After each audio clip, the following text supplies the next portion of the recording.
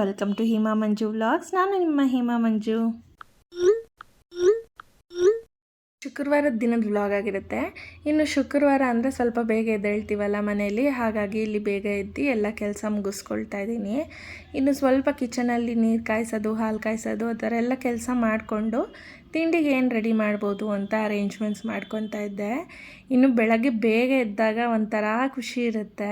So ಒಂಥರ ಕೆಲಸ ಮಾಡೋಕ್ಕೂ ಹುಮ್ಮಸ್ಸಿರುತ್ತೆ. ಹಾಗಾಗಿ ನನಗೇನು ಬೋರ್ ಅನಿಸಲ್ಲ ಬೆಳಗ್ಗೆ ಬೇಗ ಎದ್ದೇಳೋಕ್ಕೆ.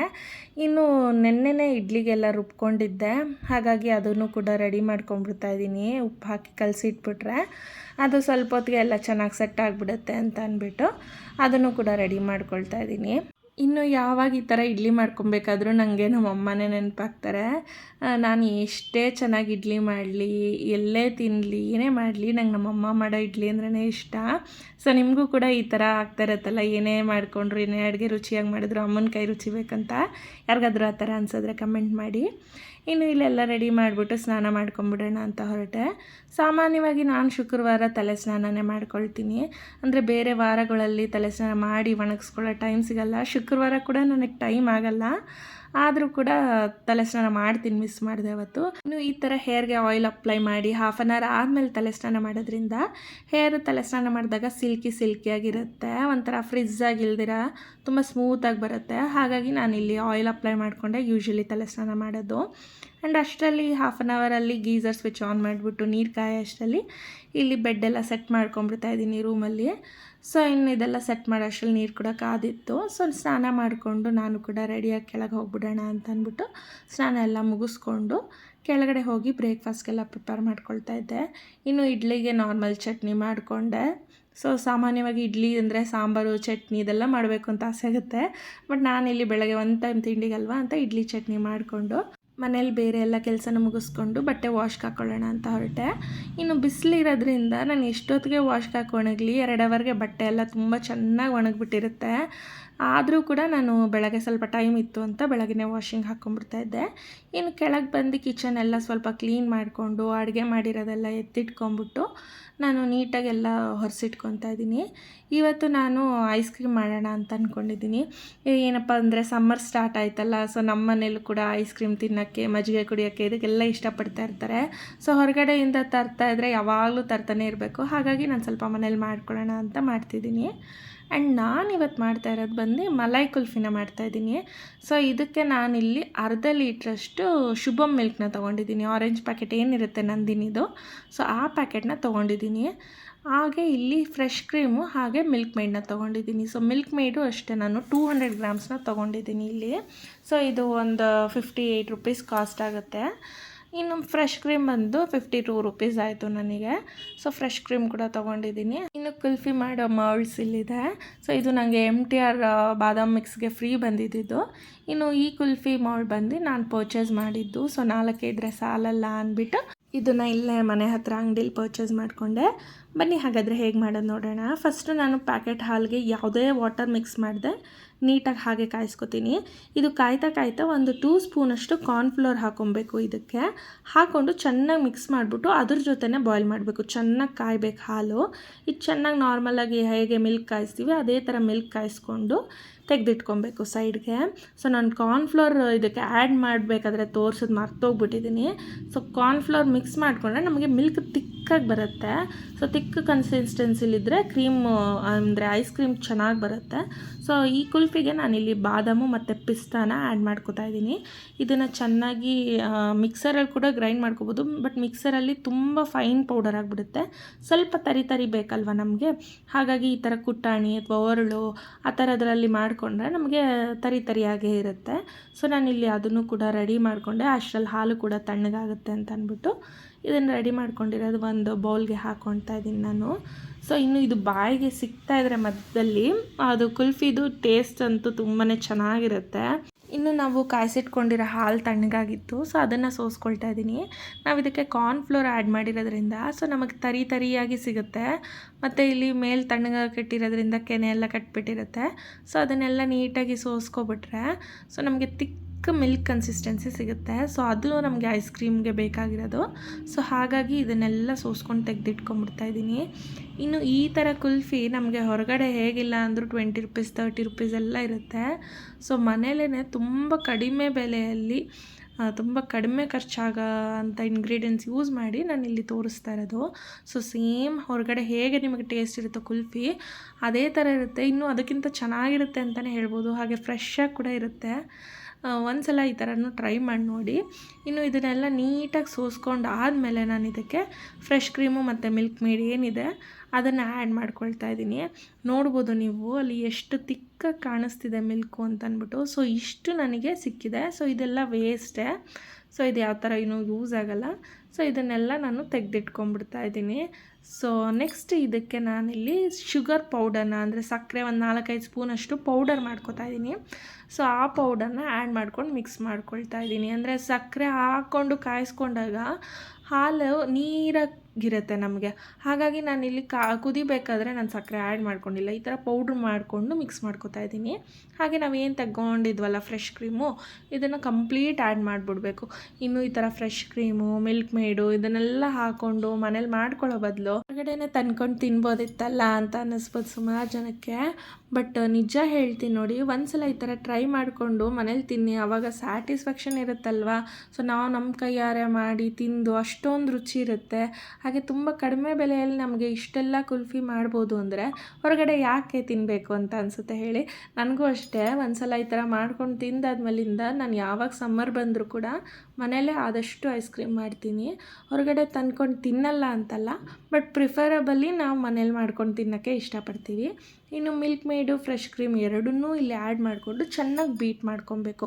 ಇನ್ನು ಯಾವುದೇ ಥರ ಇದಕ್ಕೆ ಎಲೆಕ್ಟ್ರಿಕ್ ಬೀಟರ್ ಬೇಕು ಅಥವಾ ಮಿಕ್ಸಿ ಜಾರ್ ಯೂಸ್ ಮಾಡಬೇಕು ಅನ್ನೋ ಥರ ಏನೂ ಇಲ್ಲ. ಸೊ ಯಾವುದು ನಿಮ್ಮ ಮನೆಯಲ್ಲಿ ಕನ್ವೀನಿಯೆಂಟ್ ಇದೆಯೋ, ನಿಮಗೆ ಈ ಥರ ಬೀಟರ್ ಇಲ್ಲ ಅಂದರೂ ಸ್ಪೂನಿನ ಸಹಾಯದಿಂದನೇ ನೀವು ಚೆನ್ನಾಗಿ ಮಿಕ್ಸ್ ಮಾಡ್ಕೊಳ್ಳಿ. ಯಾವುದೇ ಕಾರಣಕ್ಕೂ ಕೈನ ಜಾಸ್ತಿ ಯೂಸ್ ಮಾಡೋಕ್ಕೆ ಹೋಗಬೇಡಿ. ಯಾಕಂದರೆ ನೀವು ಇದನ್ನು ಸ್ಟೋರ್ ಮಾಡಿ ಇಟ್ಕೊಳ್ತೀರ ಅಲ್ವಾ. ಸೊ ಸ್ವಲ್ಪ ಸ್ಮೆಲ್ ಆಗಿರ್ಬೋದು, ಟೇಸ್ಟ್ ಆಗಿರ್ಬೋದು ವೇರಿ ಆಗುತ್ತೆ. ಹಾಗಾಗಿ ಇಲ್ಲಿ ಸ್ಪೂನು ಸಹಾಯದಿಂದ ಅಥವಾ ಈ ಥರ ಬೀಟರ್ ಸಹಾಯದಿಂದ ಚೆನ್ನಾಗಿ ಬೀಟ್ ಮಾಡ್ಕೊಂಡು ಮಿಕ್ಸ್ ಮಾಡಿಕೊಂಡ್ರೆ ಅದೆಲ್ಲ ಒಂದರ ಜೊತೆ ಒಂದು ಚೆನ್ನಾಗಿ ಹೊಂದ್ಕೊಂಡು ಮಿಕ್ಸ್ ಆಗಿರುತ್ತೆ. ಇನ್ನು ಇದಕ್ಕೆ ನಾನು ಬಾದಾಮ್ ಮಿಕ್ಸ್ ತೊಗೋತಾ ಇದ್ದೀನಿ. ಅಂದರೆ ಬಾದಾಮ್ ಪೌಡರ್ 5 ರುಪೀಸ್ 10 ರುಪೀಸ್ ಪ್ಯಾಕೆಟ್ ಬರುತ್ತಲ್ಲ, ಸೊ ಆ ಥರದ್ದು ತೊಗೋತಾ ಇದ್ದೀನಿ. ಟೇಸ್ಟ್ ಚೆನ್ನಾಗಿರುತ್ತೆ. ನಿಮಗೆ ಫ್ಲೇವರ್ ಇಷ್ಟ ಆಗಿಲ್ಲ ಅಂದರೆ ಸ್ಕಿಪ್ ಮಾಡ್ಕೊಬೋದು ಇದನ್ನು. ಇನ್ನು ನಾನಿಲ್ಲಿ 5 ರುಪೀಸ್ ಬಾದಾಮ್ ಪೌಡ್ರು ತೊಗೊಂಡಿದ್ದೆ. ಹಾಗಾಗಿ 2 ಪ್ಯಾಕೆಟ್ನು ಕಂಪ್ಲೀಟ್ ಹಾಕ್ಕೊಳ್ತಾ ಇದ್ದೀನಿ ನಾನು ಇದಕ್ಕೆ. ಇದನ್ನು ಹಾಕ್ಕೊಂಡು ನಾವು ಡ್ರೈ ಫ್ರೂಟ್ಸ್ ಪೌಡರ್ ಮಾಡಿಟ್ಕೊಂಡಿದ್ವಲ್ಲ, ಸೊ ಅದನ್ನು ಕೂಡ ಹಾಕ್ಕೊಂಬಿಟ್ಟು ಚೆನ್ನಾಗಿ ಮಿಕ್ಸ್ ಮಾಡ್ಕೊತಾ ಇದ್ದೀನಿ. ಸೊ ಇದನ್ನೆಲ್ಲ ಮಿಕ್ಸ್ ಮಾಡ್ಕೊತಾ ಇದ್ದರೆ ನಿಮಗೆ ಮಿಕ್ಸ್ ಮಾಡಬೇಕಾದ್ರೇ ಒಂದು ಒಳ್ಳೆ ಫ್ಲೇವರು, ಒಂದೊಳ್ಳೆ ಸುವಾಸನೆ ಬರ್ತಾ ಇರುತ್ತೆ. ಸೊ ನನಗಂತೂ ಇದನ್ನು ಮಾಡಬೇಕಾದ್ರೇ ಒಂಥರ ಟೇಸ್ಟ್ ಬರ್ತಿತ್ತು. ಹಾಗೆ ತಿನ್ನೋಣ ಅನ್ನೋ ಥರನೂ ಇರುತ್ತೆ. ಇನ್ನು ನೀವು ಇದನ್ನು ಹಾಗೆ ಸ್ಟೋರ್ ಮಾಡಿಕೊಂಡು ಬಾದಾಮ್ ಡ್ರಿಂಕ್ ಥರ ಕುಡಿಬೇಕು ಅಂತ ಅಂದರೂ ಕುಡಿಬೋದು. ತುಂಬಾ ಚೆನ್ನಾಗಿರುತ್ತೆ ಟೇಸ್ಟು. ಇಲ್ಲ ಅಂತಂದರೆ ಕುಲ್ಫಿ ಥರ ಮಾಡಿದ್ರೆ ಒಳ್ಳೆ ಕ್ರೀಮಿ ಟೆಕ್ಸ್ಚರಲ್ಲಿ ಕುಲ್ಫಿ ಕೂಡ ರೆಡಿ ಆಗುತ್ತೆ. ಇವಾಗ ನೋಡ್ಬೋದು ಎಲ್ಲ ಚೆನ್ನಾಗಿ ಬೀಟ್ ಮಾಡಿದ್ದೀನಿ. ಇದೆಲ್ಲ ಚೆನ್ನಾಗಿ ಮಿಕ್ಸ್ ಆಗಿದೆ. ಇವಾಗ ನಾವು ಇದನ್ನು ತೊಗೊಂಡು ನೀಟಾಗಿ ಮೌಲ್ಡಿಗೆ ಹಾಕೋಣ. ಇನ್ನು ಇದನ್ನು ಹಾಕಬೇಕಾದ್ರೆ ಆ ಬಾದಾಮ್ ಮತ್ತು ಪಿಸ್ತಾ ಏನು ಪುಡಿ ಮಾಡಿ ಹಾಕಿರ್ತೀವಲ್ಲ ಅದೆಲ್ಲ ಅಲ್ಲಲ್ಲೇ ಇರುತ್ತೆ. ಸೊ ಚೆನ್ನಾಗಿ ಮಿಕ್ಸ್ ಮಾಡಿ ಅದನ್ನು ಹಾಕೋಬೇಕು. ಸೊ ಸೌಟಿಂದ ಹಾಕ್ಕೊಳಕ್ಕೆ ಹೋದರೆ ಇದು ಸೋರೋಗುತ್ತೆ, ಹಾಗೆ ಕೆಳಗೆಲ್ಲ ಚೆಲ್ಲಿ ವೇಸ್ಟ್ ಆಗುತ್ತೆ ಅಂದ್ಬಿಟ್ಟು ನಾನಿಲ್ಲಿ ಒಂದು ಗ್ಲಾಸ್ ಸಹಾಯದಿಂದ ಇದಕ್ಕೆಲ್ಲ ಹಾಕ್ಕೊಳ್ತಾ ಇದ್ದೀನಿ. ನೋಡ್ಬೋದು ನೀವು ಎಷ್ಟು ತಿಕ್ಕಾಗಿ ಕಾಣಿಸ್ತಾ ಇದೆ, ಎಷ್ಟು ಕ್ರೀಮಿ ಆಗಿದೆ ಅಂತ ಅಂದ್ಬಿಟ್ಟು. ಇದನ್ನು ಹೀಗೆ ಪ್ರತಿ ಸತಿನೂ ಮಿಕ್ಸ್ ಮಾಡಿ ಹಾಕ್ಕೊಳ್ಳೋದ್ರಿಂದ ಎಲ್ಲ ಕುಲ್ಫಿಲೂ ಬಾದಾಮು ಪಿಸ್ತಾ ನೀಟಾಗಿ ಇದಾಗಿರುತ್ತೆ. ಹಾಗಾಗಿ ಈ ಥರ ಮಿಕ್ಸ್ ಮಾಡಿ ಪ್ರತಿಯೊಂದು ಇದರಲ್ಲೂ ಹಾಕ್ಕೋಬೇಕು ನಾವಿಲ್ಲಿ. ಸೊ ಇದು ನನಗೆ ತುಂಬಾ ಇಷ್ಟ. ಈ ಮೋಲ್ಡು MTR ಬಾದಾಮ್ ಮಿಕ್ಸ್ಗೆ ಕೊಟ್ಟಿದ್ದರು ಆವಾಗ ಇನ್ನೊಂದೆರಡು ತೆಗೆದಿಟ್ಕೊಂಡಿದ್ರೆ ಚೆನ್ನಾಗಿರ್ತಿತ್ತು ಅನ್ನಿಸ್ತು. ಬಟ್ ಏನು ಮಾಡೋಕ್ಕಾಗಲ್ಲ, ಅವಾಗ ಗೊತ್ತಿರಲಿಲ್ವಲ್ಲ. ಸೊ ಇದು ನಾನು ಪರ್ಚೇಸ್ ಮಾಡಿದ್ದೆ. ಇದು ಕೂಡ ಅಷ್ಟೇ ಒಂದು 60-70 ರುಪೀಸಲ್ಲಿ ನಮಗೆ ಮೌಲ್ಡ್ ಸಿಗುತ್ತೆ. ಸೊ ಇದು ರೀಯೂಸ್ ಮಾಡ್ಬೋದು. ಹಾಗಾಗಿ ಒಂದು ಸಲ ಪರ್ಚೇಸ್ ಮಾಡಿ. ಇನ್ನು ನಾನು ರೆಡಿ ಮಾಡಿರೋದ್ರಲ್ಲಿ ಇನ್ನೂ ಇಷ್ಟು ಉಳಿದಿದೆ. ನನ್ನ ಪ್ರಕಾರ ಇದರಲ್ಲಿ 4 to 5 ಕುಲ್ಫೀಸ್ ಅಂತೂ ಮಾಡ್ಬೋದು ಇನ್ನೂ. ಹಾಗಾಗಿ ನಾನು ಇದನ್ನು ಹಾಗೆ ಫ್ರಿಜ್ಜಲ್ಲಿ ಸ್ಟೋರ್ ಮಾಡಿ ಇಟ್ಕೊತೀನಿ. ಸೊ ಈ ಥರ ಕುಲ್ಫಿ ಮಾಡಿಟ್ಕೊಂಬಿಟ್ರೆ ಇದು 1 ವೀಕ್ ಆದರೂ ಕೂಡ ನಿಮಗೆ ಚೆನ್ನಾಗಿರುತ್ತೆ, ಫ್ರೆಶ್ ಆಗಿರುತ್ತೆ. ಸೊ ಯಾವುದೇ ಥರ ನಿಮಗೆ ಟೇಸ್ಟ್ ಡಿಫರ್ ಆಗಲ್ಲ.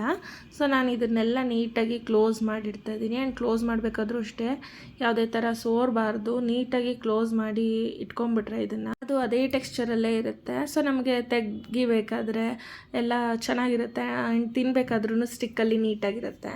ಸೊ ಇದನ್ನೆಲ್ಲ ನೀಟಾಗಿ ಕ್ಲೋಸ್ ಮಾಡಿ ಇಟ್ಕೊಂಡ್ಬಿಡ್ತಾ ಇದ್ದೀನಿ ನಾನಿಲ್ಲಿ. ಇನ್ನು ನಾನಿಲ್ಲಿ ಇವತ್ತು 8+4 12 ಕುಲ್ಫೀಸ್ ರೆಡಿ ಮಾಡಿ ಇಟ್ಕೊಂಡಿದ್ದೀನಿ.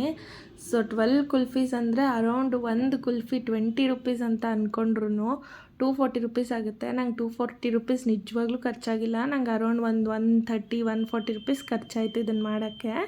ಬಟ್ ನನಗೆ ಅರ್ಧಕ್ಕರ್ಧ ಸೇವ್ ಆಯಿತು. ಇನ್ನು 20 ರುಪೀಸಿಗೆ ನಿಜವಾಗ್ಲೂ ಈ ಥರ ಕುಲ್ಫಿ ಕೊಡಲ್ಲ, 30-40 ರುಪೀಸೇ ಇರುತ್ತೆ. ಏನೇ ಚೀಪಲ್ಲಿ ಚೀಪ್ ಅಂದ್ಕೊಂಡು ನಂಗೆ ಅರ್ಧಕ್ಕರ್ಧ ಸೇವ್ ಆಯಿತು ಅಮೌಂಟು. ಬಟ್ ನಾನು ಇನ್ನೂ ಕ್ರೀಮ್ ಕೂಡ ಉಳಿದಿರೋದ್ರಿಂದ ನನಗೆ ಬೆನಿಫಿಟ್ ಆಯಿತು ಅಂತಲೇ ಹೇಳ್ಬೋದು. ನೀವು ಒಂದು ಸಲ ಮನೇಲಿ ಟ್ರೈ ಮಾಡಿ. ಇನ್ನು ಕುಲ್ಫಿ ಎಲ್ಲ ಫ್ರಿಜ್ಜಲ್ಲಿ ಇಟ್ಟು ನಾನು ನೆನ್ನೆ ಒಂದು ಸ್ನ್ಯಾಕ್ಸ್ ರೆಡಿ ಮಾಡಿದ್ನಲ್ಲ, ಇನ್ಸ್ಟೆಂಟ್ ಸ್ನ್ಯಾಕ್ಸು. ಸೊ ಅದನ್ನು ರೆಡಿ ಮಾಡ್ಕೊಳ್ಳೋಣ ಈವ್ನಿಂಗ್ ಟೈಮ್ಗೆ ಅಂತ ಅಂದ್ಬಿಟ್ಟು ಟೀ ಇಟ್ಕೊಂಡು ಅದನ್ನು ಕೂಡ ಫ್ರೈ ಮಾಡ್ಕೊಳ್ತಾ ಇದ್ದೀನಿ. ಸೊ ಈ ಥರ ಇನ್ಸ್ಟೆಂಟ್ ನಗ್ಗೆಟ್ಸು ಕೂಡ ಅಷ್ಟೇ, ಹೊರಗಡೆ ಪರ್ಚೇಸ್ ಮಾಡಿ ತಿನ್ನೋದಕ್ಕಿಂತ ಎಷ್ಟೊಂದು ದಿನ ಪ್ಯಾಕ್ಡ್ ಆಗಿರುತ್ತೆ. ಇದೇ ಥರ ಮನೆಯಲ್ಲಿ ನಮ್ಗೆ ಯಾವಾಗ ಬೇಕೋ ಆವಾಗ ರೆಡಿ ಮಾಡಿಕೊಂಡು ಸ್ಟೋರ್ ಮಾಡಿ ಇಟ್ಕೊಂಡು 1 ವೀಕ್ ಒಳಗೆ ಬಳಸೋದ್ರಿಂದ ಸೊ ನಮಗೂ ಕೂಡ ಒಂದು ಸ್ಯಾಟಿಸ್ಫ್ಯಾಕ್ಷನ್ ಇರುತ್ತೆ, ಹೆಲ್ದಿಯಾಗಿ ತಿಂತಾಯಿದ್ದೀವಿ ಸ್ವಲ್ಪ ಆದರೂ ಅಂತ ಇರುತ್ತೆ. ಹಾಗಾಗಿ ನಾನು ಇದನ್ನು ಮನೆಯಲ್ಲೇ ಪ್ರಿಪೇರ್ ಮಾಡಿಕೊಂಡೆ. ನಿಜವಾಗ್ಲೂ ನೋಡ್ಬೋದು ನೀವು ಇಲ್ಲಿ ಎಷ್ಟು ಬ್ರೌನಿಶ್ ಆಗಿದೆ. ಸೇಮ್ ನನಗೆ ಹೊರಗಡೆ ಯಾವ ಥರ ತಿಂತಿದ್ವಿ ಅದೇ ಟೇಸ್ಟ್ ಫೀಲ್ ಆಯಿತು. ಸೊ ಇದನ್ನು ನಾನು ನೀಟಾಗಿ ಸರ್ವ್ ಮಾಡ್ಕೊಂಬಿಟ್ಟು ಸಾಸು ಅಥವಾ ಮಯೋನೀಸ್ ನಿಮಗೆ ಯಾವ್ದು ಇಷ್ಟ ಆಗುತ್ತೆ ಅದ್ರ ಜೊತೆ ತಿನ್ನಬಹುದು.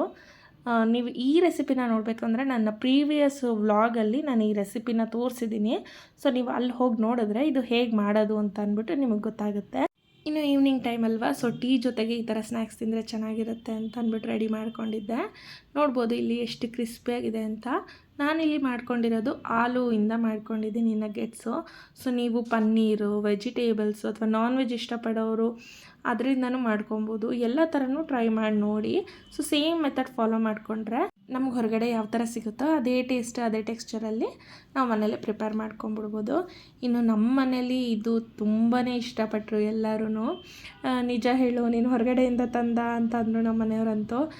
ಇಲ್ಲ ಮನೇಲೇ ಮಾಡಿದ್ದೆ, ನೆನ್ನೆ ಮಾಡಿಟ್ಟಿದ್ದೆ ಅಂತ ಹೇಳಿ ಕೊಟ್ಟೆ. ಇನ್ನು ನಮ್ಮ ಮನೇಲಿ ಎಲ್ಲರೂ ತಿಂತಾರೆ, ಅತ್ತೆ, ನಮ್ಮ ಮನೆಯವರು, ನಾನು ಎಲ್ಲರೂ ತಿಂತೀವಿ ಇದನ್ನು. ಸೊ ಎಲ್ಲರೂ ಹಾಗೆ ಟೀ ಕುಡ್ಕೊಂಡು ಇದನ್ನೆಲ್ಲ ತಿಂದ್ಕೊಂಡು ಸಂಜೆ ಆಗಿತ್ತು. ಇನ್ನು ನಮ್ಮ ಮನೆಯಲ್ಲಿ ಒಂದು ತುಳಸಿ ಪಾಟ್ನ ಪರ್ಚೇಸ್ ಮಾಡ್ಕೋಬೇಕು ಅಂತ ಅಂದ್ಬಿಟ್ಟು ತುಂಬ ದಿನದಿಂದ ಅನ್ಕೊತಿದ್ವಿ. ತುಂಬ ಕಡೆ ನೋಡಿದ್ವಿ, ಬಟ್ ನಮಗೆಲ್ಲೂ ಇಷ್ಟನೇ ಆಗ್ತಾ ಇರಲಿಲ್ಲ. ನಮಗೆ ಬೇಕಾಗಿದ್ದ ಕಲರ್ ಸಿಗ್ತಾ ಇರಲಿಲ್ಲ. ನಮಗೆ ಗ್ರಾನೈಟಲ್ಲೇ ಬೇಕು ಅಂತ ಅಂದ್ಕೊಂಡಿದ್ವಿ, ಬಟ್ ನಮ್ಗೆ ಬೇಕಾಗಿದ್ದ ಡಿಸೈನು ಅದು ಸಿಗಲಿಲ್ಲ ಅಂತ ಸರಿ ಸದ್ಯಕ್ಕೆ ಒಂದು ಫೈಬರಲ್ಲಿ ತೊಗೊಳ್ಳೋಣ ಅಂತ ಅಂದ್ಬಿಟ್ಟು ನಾವಿಲ್ಲಿ ಆನ್ಲೈನಲ್ಲಿ ಪರ್ಚೇಸ್ ಮಾಡಿದ್ವಿ. ಒಂದು ಸ್ವಲ್ಪ ಹೊರಗಡೆ ಬಂದರೆ ಸಾಕು. ನೋಡಿ ಇಲ್ಲಿ ಇವಳು ಹೇಗೆ ಮಾಡ್ತಾಯಿದ್ದಾಳೆ, ಕಷ್ಟಪಟ್ಟು ಬೆಳಗ್ಗೆ ಎದ್ದು ರಂಗೋಲಿ ಹಾಕೋದು 7 ದಿನ ಹೀಗೆ ಮಾಡೋದಕ್ಕೆ ಅಂತ ಅನಿಸ್ಬಿಡುತ್ತೆ. ಸರಿ ಇನ್ನು ಇವಳನ್ನೂ ಕರ್ಕೊಂಡು ಹೊರಗಡೆ ಹೊರಟ್ವಿ. ಆ ತುಳಸಿ ಗಿಡಕ್ಕೆ ಮಣ್ಣು ಹಾಕಿ ತುಳಸಿ ಗಿಡ ಎಲ್ಲ ಹಾಕಿಟ್ಬಿಡೋಣ, ಇನ್ನೇನು ನೆಕ್ಸ್ಟ್ ಯುಗಾದಿ ಹಬ್ಬ ಎಲ್ಲ ಬರ್ತಿದೆ ಅಲ್ವಾ, ಸೊ ಅದನ್ನು ರೆಡಿ ಮಾಡಿಬಿಡೋಣ ಅಂತ ಅಂದ್ಬಿಟ್ಟು ಹೊರಗಡೆ ಕೂಡ ಹೊರಟ್ವಿ. ಇನ್ನು ನರ್ಸರಿಗೆ ಹೋಗಿ ಕೇಳಿದ್ರೆ ಅವರೇ ಮನೆಗೆ ಬಂದು ಹಾಕ್ಕೊಡ್ತಾರೆ. ಹಾಗಾಗಿ ನರ್ಸರಿಗೆ ಹೊರಟಿದ್ವಿ. ಇಲ್ಲೂ ಕೂಡ ಸುಮಾರು ತುಳಸಿ ಪಾಟ್ಗಳು ನೋಡಿದ್ವಿ, ಬಟ್ ನಮ್ಗೆ ಯಾವುದೂ ಅಷ್ಟೊಂದು ಇಷ್ಟ ಆಗಿಲ್ಲ. ಸೊ ನಮಗೆ ಬೇಕಾದಂಗೆ ಮಾಡಿಸ್ಕೊಳ್ಳೋಣ ಯಾವಾಗಾದರೂ ಗ್ರಾನೈಟಲ್ಲಿ ಅಂತ ಅಂದ್ಬಿಟ್ಟು ಎಮರ್ಜೆನ್ಸಿಗೆ ಇರಲಿ ಅಂತ ಅಂದ್ಬಿಟ್ಟು ಅಮೆಝಾನಲ್ಲಿ ಬುಕ್ ಮಾಡ್ಕೊಂಡಿದ್ವಿ. ತುಂಬಾ ಚೆನ್ನಾಗಿ ಬಂದಿದೆ ಅದು ಫೈಬರ್ ಮೆಟೀರಿಯಲ್ಲು, ಕಾಸ್ಟ್ ಕೂಡ ತುಂಬ ಚೆನ್ನಾಗಿದೆ ಅನ್ನಿಸ್ತು. ಯಾರಿಗಾದ್ರೂ ಲಿಂಕ್ ಬೇಕು ತುಳಸಿ ಪಾಟಿಂದು ಅಂತಂದರೆ ಕಮೆಂಟ್ ಮಾಡಿ, ಲಿಂಕ್ನ ಶೇರ್ ಮಾಡ್ತೀನಿ. ಇನ್ನು ಇಲ್ಲಿ ನರ್ಸರಿಲಿ ಬಂದು ಪಾಟ್ಸ್ ಎಲ್ಲನೂ ಇತ್ತು. ಪಾಟ್ಸ್ಗಿಂತ ಜಾಸ್ತಿ ಈಗ ಬೇಸಿಗೆ ಆಗಿರೋದ್ರಿಂದ ಮಣ್ಣಿನ ಪಾತ್ರೆಗಳು, ಮಡಿಕೆಗಳು ಇದೇ ಜಾಸ್ತಿ ಇತ್ತು ಹೊರಗಡೆ ಎಲ್ಲ. ಸೊ ನಮ್ಮ ಮನೇಲೂ ಮಣ್ಣಿನ ಪಾತ್ರೆ, ಮಣ್ಣಿನ ಮಡಿಕೆ ಎಲ್ಲ ಇಲ್ಲ, ಪರ್ಚೇಸ್ ಮಾಡೋಣ ಅಂತ ಅಂದ್ಕೊಂಡೆ. ಬಟ್ ಈಗ ಲೇಕುನ ಇಟ್ಕೊಂಡು ಅದನ್ನೆಲ್ಲ ಮೇಂಟೈನ್ ಮಾಡೋದು ಸ್ವಲ್ಪ ಕಷ್ಟ. ಹಾಗಾಗಿ ನಾನು ಯಾವುದನ್ನು ಇವಾಗ ನನಗೇನೇನು ಬೇಕೋ ಯಾವುದನ್ನು ಪರ್ಚೇಸ್ ಮಾಡೋಕ್ಕೆ ಹೋಗ್ತಾ ಇಲ್ಲ ಕೆಲವೊಂದು. ಇನ್ನು ನನ್ನ ಹಸ್ಬೆಂಡು ಕೇಳ್ತಿದ್ರು, ಸೊ ಮನೆಗೆ ಬಂದು ಪಾಟ್ಗೆ ಮಣ್ಣು ಹಾಕಿ ಗಿಡ ಹಾಕ್ಕೊಡ್ಬೇಕು ಅಂತ ಅದನ್ನೆಲ್ಲ ಮಾತಾಡ್ತಿದ್ರು. ಹಾಗೆ ಆ ಗಿಡಕ್ಕೆ ಒಂದು ಸ್ಟ್ಯಾಂಡ್ ಕೂಡ ಬೇಕಿತ್ತು. ಹಾಗಾಗಿ ಅದನ್ನೆಲ್ಲ ನೋಡ್ತಾಯಿದ್ರು. ಇನ್ನು ನಾನು ಇಲ್ಲಿ ಏನೇನು ಐಟಮ್ಸ್ ಇದೆ ಅಂತ ಅಂದ್ಬಿಟ್ಟು ಒಂದು ಸಲ ನೋಡೋಣ ಅಂತ ಅದನ್ನೆಲ್ಲ ನೋಡ್ತಾಯಿದ್ದೆ. ತುಂಬ ಸೆರಾಮಿಕ್ ಐಟಮ್ಸ್ ಆಗಿರ್ಬೋದು ಅದೆಲ್ಲನೂ ಇತ್ತು, ಜಾಡಿ ಆಗಿರ್ಬೋದು, ಬೇರೆ ಬೇರೆ ಥರ ವಾಸಸ್ ಆಗಿರ್ಬೋದು ಅದೆಲ್ಲ ಇತ್ತು. ಅದೆಲ್ಲ ನೋಡೋಣ ಅಂದ್ಕೊಂಡೆ. ನೋಡಿ ಇವಳೇನು ತೋರಿಸ್ತಿದ್ದಾಳೆ. ಏನು ಬೇಕು ಕಂದ, ಏನು ಬೇಕಮ್ಮ, ಅದು ಬೇಕಾ, ಯಾಕೆ ಬೇಕು, ಅದು ಯಾಕೆ ಬೇಕು ಕಂದ, ಯಾಕದು ಬೇಡ, ಅಪ್ಪ ಬೈತದೆ. ನೋಡಬೇಕಾದ್ರೆ ಕೇಳಪ್ಪನ, ಅಪ್ಪ ತಗೊಳ್ಳಾ ಅಂತ ಕೇಳು. ಇನ್ನು ಈಗಿನ ಕಾಲದ ಮಕ್ಕಳಂತೂ ಎಷ್ಟು ಶಾರ್ಪ್ ಅಂದರೆ ನಮಗಿದೇ ಬೇಕು ಅದೇ ಬೇಕು ಅಂತ ಅಂದ್ಬಿಟ್ಟು ಕೇಳೋಕ್ಕೆ ಶುರು ಮಾಡಿಬಿಡ್ತಾರೆ ಚಿಕ್ಕ ವಯಸ್ಸಿನಿಂದಲೇ. ಇವಳು ಸುಮ್ಮನೆ ಕೈ ತೋರ್ಸೋದು ಕಲ್ತಿದ್ದಾಳೆ ಈ ನಡುವೆ, ಹಾಗಾಗಿ ಅದು ಇದು ಅಂತ ತೋರಿಸ್ತಾನೆ ಇರ್ತಾಳೆ. ಇನ್ನು ಅಷ್ಟರಲ್ಲಿ ನಾನು ಕೂಡ ಅವಳನ್ನ ಅವ್ರ ಅಪ್ಪನ ಕೈಲಿ ಕೊಟ್ಟು ಸ್ವಲ್ಪ ಗಿಡಗಳನ್ನ ನೋಡೋಣ ಅಂತ ಬಂದೆ. ಸೊ ಈ ನರ್ಸರಿಗೆ ಬಂದರೆ ಆ ಗ್ರೀನರಿ ನೋಡ್ತಾ ಇದ್ದರೆ ಏನೋ ಒಂಥರ ಮನಸ್ಸು ಖುಷಿಯಾಗುತ್ತೆ. ಸೊ ನನಗೆ ಈ ಥರ ಗಿಡಗಳು ನೋಡಬೇಕಾದ್ರೆ ನಮ್ಮ ಅತ್ತಿಗೆನೇ ನೆನಪಾಗ್ತಾಳೆ. ಸೊ ಅವಳಿಗೆ ತುಂಬಾ ಇಷ್ಟ ಗಿಡಗಳಂದರೆ. ಸೊ ನನಗೆ ಅದನ್ನೆಲ್ಲ ಗಿಡಗಳ್ನ ಇಟ್ಕೊಂಡು ಮೇಂಟೈನ್ ಮಾಡೋದು, ಅದರ ಆರೈಕೆ ಮಾಡೋದು ಸ್ವಲ್ಪ ಇಂಟ್ರೆಸ್ಟ್ ಕಡಿಮೆ. ಬಟ್ ಅವಳಿಗೆ ಅದರಲ್ಲೆಲ್ಲ ಸ್ವಲ್ಪ ಇಂಟ್ರೆಸ್ಟು. ಹಾಗೆ ಇಲ್ಲಿ ಸ್ವಲ್ಪ ಸೆರಾಮಿಕ್ ಪಾಟ್ಸು, ವಾಸಸ್ಸು ಅದೆಲ್ಲ ಇತ್ತು. ಸೊ ಮನೆಗೆ ನನಗೇನಾದರೂ ಯೂಸ್ ಆಗ್ಬೋದಾ ಅಂತ ನೋಡಿದೆ. ತುಂಬಾ ಕಲೆಕ್ಷನ್ಸ್ ಇತ್ತು, ತುಂಬ ಚೆನ್ನಾಗೂ ಇತ್ತು. ನೋಡಿದೆ, ಬಟ್ ಪ್ರೈಸಸ್ ಎಲ್ಲ ಸ್ವಲ್ಪ ಕೇಳಿದೆ. ನನಗೆ ಯಾಕೋ ಪ್ರೈಸ್ ಅವ್ರು ಹೇಳಿದ್ದು ಸ್ಯಾಟಿಸ್ಫ್ಯಾಕ್ಷನ್ ಆಗಿಲ್ಲ. ಹಾಗಾಗಿ ನಮಗೆ ಇಲ್ಲಿ ಸ್ಟ್ಯಾಂಡ್ ಬೇಕಿತ್ತಲ್ಲ, ಅದನ್ನು ಪರ್ಚೇಸ್ ಮಾಡಿಕೊಂಡು ನಾವು ಇನ್ನು ಪಾಟಿಗೆಲ್ಲ ಬಂದು ಮಣ್ಣು ಹಾಕ್ಕೊಡಿ ಅಂತ ಹೇಳಿಬಿಟ್ಟು ಅಲ್ಲಿಂದ ಹೊರಟ್ಬಿಟ್ವಿ. ಇನ್ನು ಇಲ್ಲಿಂದ ಹೊರಟು ಸ್ವಲ್ಪ ಹೊತ್ತು ನನ್ನ ಮಗಳನ್ನ ಪಾರ್ಕಲ್ಲೆಲ್ಲ ಆಟ ಆಡಿಸ್ಕೊಂಡು ಆಮೇಲೆ ನಾವು ಮನೆಗೆ ಹೊರಟ್ವಿ. ಇನ್ನು ಇದೆಲ್ಲ ಮುಗಿಸ್ಕೊಂಡು ಹೋಗೋಷ್ಟರಲ್ಲಿ ನನ್ನ ಟ್ಯೂಷನ್ ಟೈಮ್ ಆಗೋಗುತ್ತೆ ಅಂತ ನನಗೆ ಗೊತ್ತಿತ್ತು. ಸೊ ಹಾಗಾಗಿ ಬೇಗನೆ ಎಲ್ಲ ಮುಗಿಸ್ಕೊಂಡು ಮನೆಗೆ ಕೂಡ ಹೊರಟ್ವಿ. ಇನ್ನು ಸಂಜೆ ಟ್ಯೂಷನ್ ಎಲ್ಲ ಮುಗಿಸ್ಕೊಂಡು ರಾತ್ರಿ ಊಟಕ್ಕೆ ರೊಟ್ಟಿ ಮಾಡ್ಕೊಳ್ಳೋಣ ಅಂತ ಕಲಸಿಟ್ಕೊಂಡ್ಬಿಟ್ಟಿದ್ದೆ ಅಕ್ಕಿ ರೊಟ್ಟಿಗೆ. ಸೊ ಅಕ್ಕಿ ರೊಟ್ಟಿಗೆ ಕಾಯಿ ಚಟ್ನಿ ಮಾಡ್ಕೊಳ್ಳೋಣ ಅಂತ ಫ್ರಿಜ್ಜಿಂದ ಕಾಯಿ ತೆಗೆದು ನೀರಲ್ಲಿ ಹಾಕಿಟ್ಕೊಂಡಿದ್ದೆ. ಇನ್ನು ಅಕ್ಕಿ ರೊಟ್ಟಿಗೆ ಕಲಿಸ್ಬೇಕಾದ್ರೆ ಸೌತೆಕಾಯಿ ಹಾಕಿ ಕಲಿಸ್ಕೊಂಡಿದ್ದೆ, ಚೆನ್ನಾಗಿರುತ್ತೆ, ಟೇಸ್ಟು ಸಾಫ್ಟಾಗಿರುತ್ತೆ ಅಂತ ಅಂದ್ಬಿಟ್ಟು. ತುಂಬ ನೀರು ಬಿಟ್ಕೊಂಡ್ಬಿಟ್ಟಿತ್ತು, ತಟ್ಟಬೇಕಾದ್ರೆ ತುಂಬಾ ಕಷ್ಟ ಆಯಿತು ನನಗೆ, ತೆಳು ಇದ್ದಿದ್ದರಿಂದ. ಒಂದೊಂದು ಸಲ ಹೀಗಾಗಿಬಿಡುತ್ತೆ, ಏನೂ ಮಾಡೋಕ್ಕಾಗಲ್ಲ. ಆದರೂ ಕೂಡ ಹೆಂಗೋ ಮ್ಯಾನೇಜ್ ಮಾಡಿಕೊಂಡು ಎಣ್ಣೆ ಸವರ್ಕೊಂಡು ಹೇಗೋ ತಟ್ಕೊಂಡು ರೆಡಿ ಮಾಡ್ಕೊಂಡಿದ್ದೆ. ಇನ್ನು ನೈಟ್ ಟ್ಯೂಷನ್ ಎಲ್ಲ ಮುಗಿಸಿ ಈ ಥರ ರೊಟ್ಟಿ ಚಪಾತಿ ಮಾಡಬೇಕು ಅಂದಾಗ ಕೆಲವೊಂದು ಸತಿ ಸುಸ್ತಾಗುತ್ತೆ. ಬಟ್ ಏನು ಮಾಡೋಕ್ಕಾಗಲ್ಲ, ನಮ್ಮ ಮನೇಲಿ ಎಲ್ಲರಿಗೂ ತಿನ್ನೋಕ್ಕೆ ಕಂಫರ್ಟ್ ಅನ್ಸೋದೆ ಈ ಥರ ರೊಟ್ಟಿ ಚಪಾತಿ. ಮದುವೆ ಆಗಿ ಬಂದಮೇಲೆ ನನಗೂ ರೂಢಿ ಆಗಿಬಿಟ್ಟು ಇವಾಗ ಎಷ್ಟೇ ಸೋಂಬೇರಿತನ ಇದ್ದರೂ ನಾನು ಕೂಡ ಇದೇ ಥರ ಮಾಡ್ಕೊಳಕ್ಕೆ ಹೋಗ್ತೀನಿ. ನನಗೆ ರೊಟ್ಟಿ ಚಪಾತಿ ಇಂಥದ್ದೇ ಇಷ್ಟ ಆಗುತ್ತೆ ನೈಟ್ ಹೊತ್ತು ತಿನ್ನೋಕ್ಕೆ.